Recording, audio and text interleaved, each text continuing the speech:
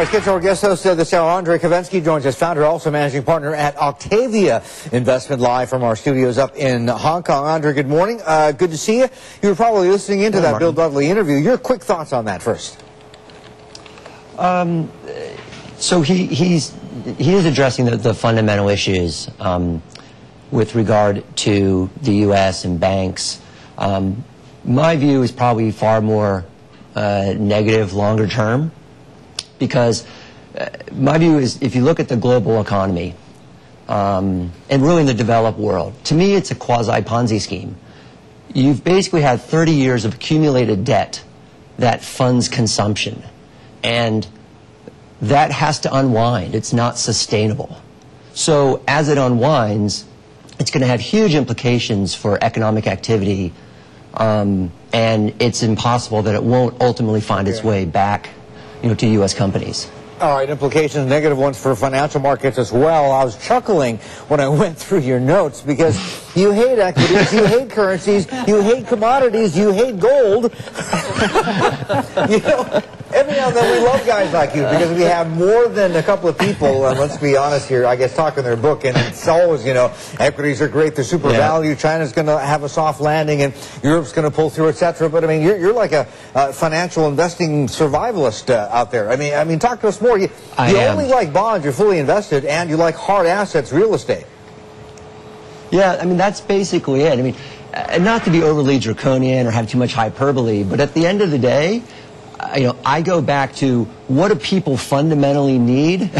They need housing and they need food. So if you think about investing, I like the idea of investment properties. The problem is I don't want to do it through securities, because when markets sell off, everything sells off.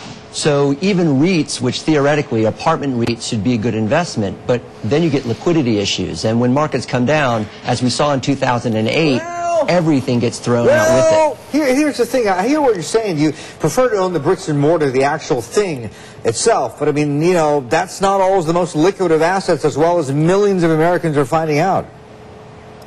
No, and that's fair. And I guess you have to think about what your perspective is. So I don't take, a 1 week or a 1 month perspective. I'm thinking in terms of 5 or 10 years. And I'm in a situation where I actually invest my own money.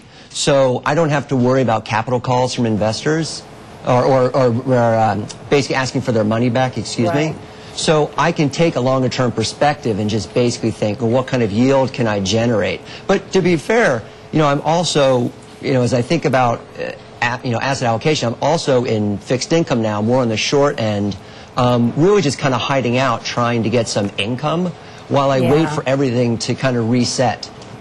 You're certainly not alone there, hiding out in fixed income to try to get a little bit of yield. The big question, though, and I know you have a long-term time horizon, what are your views on the inflation front, especially if we get more quantitative easing or LTROs and just more money washing through the system?